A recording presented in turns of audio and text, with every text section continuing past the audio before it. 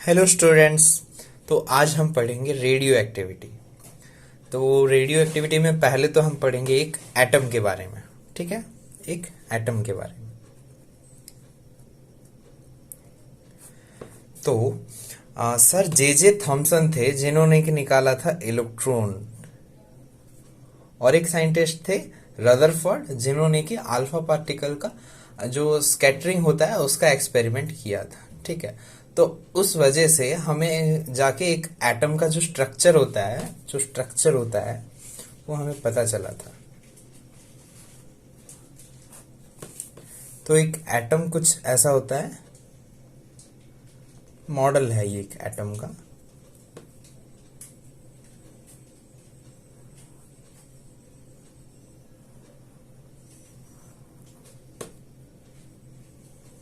और ये चौथा सेल होता है। ठीक है, ऐसे सेल्स होते हैं। ठीक है, इसे बोलते हैं हम सेल्स। और ये जो बीच में है इसे बोलते हैं हम न्यूक्लियस। तो बच्चों ये जो न्यूक्लियस है ना, इसमें प्रोटॉन्स और न्यूट्रॉन्स रहते हैं, और ये सेल्स में ऐसे घूमते रहते हैं इलेक्ट्रॉन्स। तो बच्चों एक एटम में क्या क्या रहता है? Protons, neutrons and electrons. ये प्रोटॉन्स जो होते हैं पॉजिटिवली चार्ज होते हैं। अच्छा, इतना तो हमें पता चल गया। तो अभी इन तीनों के बारे में देखेंगे। ये पहला क्या रहता है? इलेक्ट्रॉन। तो ये इलेक्ट्रॉन जो होता है नेगेटिवली चार्ज होता है। ठीक है, इसीलिए इसके ऊपर नेगेटिव चार्ज है। तो ये नेगेटिवली चार्ज होता है, तो इसका चार्ज कुछ होगा। तो वो चार्ज है -1.6 इंटू 10⁻⁻19 कूलम। ये एक इलेक्ट्रॉन का चार्ज है। उसके साथ साथ इलेक्ट्रॉन का मास भी होता है, जो कि होता है 9.1 इंटू 10⁻⁻31 kg। ये एग्जाम में आता है तो आप लोगों को याद रखना पड़ेगा। ये इलेक्ट्रॉन का मास है और ये चार्ज है। कई बच्चे कंफ्यूज हो जाते हैं, प्रोटॉन और न्यूट्रॉन में ज्यादा कंफ्यूज हो जाते हैं। तो ये इलेक्ट्रॉन का चार्ज है, ये मास है। वैसे ही प्रोटॉन है, ये पॉजिटिवली चार्ज है। तो इसका जो चार्ज होगा कुछ नहीं होगा, सिर्फ प्लस में होगा, +1.6 इंटू 10⁻⁻19 कूलम। ठीक है, और इसका भी मास होता है। तो इसका मास इलेक्ट्रॉन के मास से थोड़ा ज्यादा होता है, जो कि होता है 1.67 इंटू 10⁻⁻27 kg। ठीक है बच्चों, इसके बाद आता है न्यूट्रॉन। तो इलेक्ट्रॉन तो नेगेटिवली चार्ज है, प्रोटॉन पॉजिटिवली, लेकिन न्यूट्रॉन का कोई चार्ज नहीं है, इसीलिए इसका चार्ज नहीं है। और इसका मास प्रोटॉन के मास के बराबर है, आसपास है। पॉइंट में थोड़ा सा इधर उधर होता है, लेकिन हम एज्यूम करके लेते हैं कि इक्वल है दोनों का, ताकि न्यूमेरिकल्स में इजी हो हम। ठीक है बच्चों, तो इलेक्ट्रॉन्स, प्रोटॉन्स, न्यूट्रॉन्स रहते हैं, और हमने तीनों का चार्ज देख लिया, मास भी देख लिया। अब देखेंगे एटॉमिक नंबर।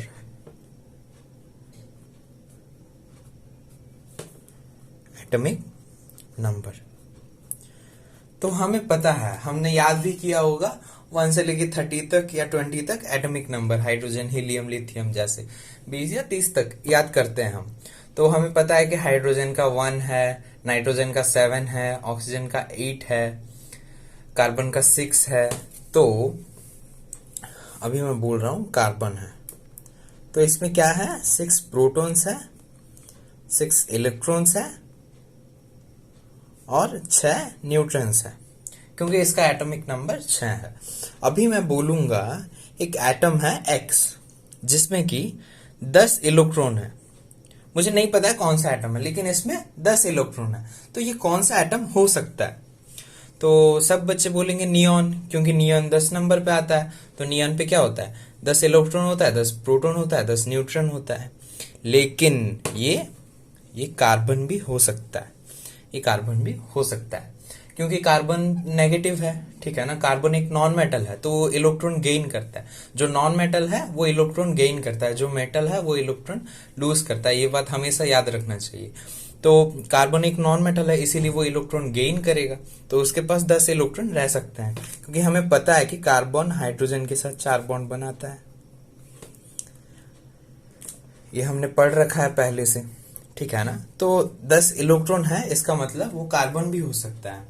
अभी मैं बोलूंगा 10 न्यूट्रॉन है, तो वो भी नियॉन के बगैर कुछ और भी हो सकता है। लेकिन मैं बोलूंगा एक एटम है जिसमें कि 7 प्रोटॉन है, तो वो सिर्फ नाइट्रोजन ही होगा, वो सिर्फ नाइट्रोजन ही होगा, क्योंकि एटॉमिक नंबर एक प्रोटॉन डिफाइन करता है, define by number of protons. Okay, ठीक है। तो जो एटॉमिक नंबर होता है वो किससे डिफाइन होता है? By number of protons. और हम इसे किससे डिनोट करते हैं? जेड से। जेड, इसका सिंबल है जेड, ठीक है बच्चों। तो अभी देखो, एक यह है एक कार्बन एटम, ठीक है। तो इसका जो एटॉमिक नंबर क्या है? 6 है, और जेड है, तो इसे यहां लिखा जाता है, ठीक है। और अभी एक चीज पढ़ेंगे हम, मास नंबर। मास नंबर, तो बच्चों ये क्या होता है? अभी तो पढ़ लिया हमने एटॉमिक नंबर, जो कि किस प्रोटॉन से डिफाइन होता है। अभी हम पढ़ेंगे मास नंबर, मतलब कितना इसमें मास है। तो बच्चों, अगर हम ये प्रोटॉन का मास देखें और न्यूट्रॉन का मास देखें, तो ये जो इलेक्ट्रॉन का मास है उससे कई गुना ज्यादा है, तो ये ना नेग्लिजिबल है।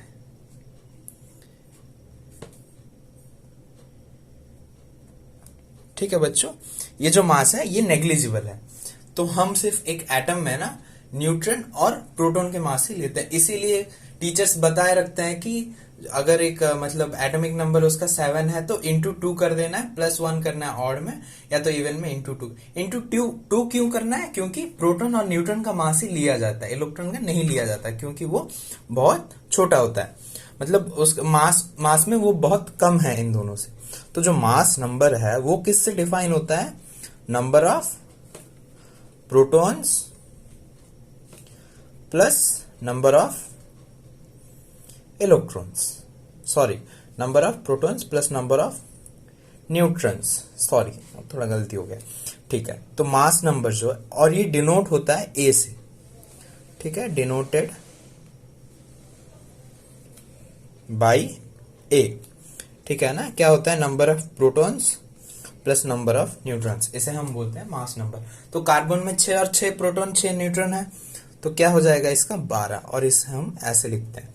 ये नीचे लिखा जाता है एटॉमिक नंबर, ऊपर लिखा जाता है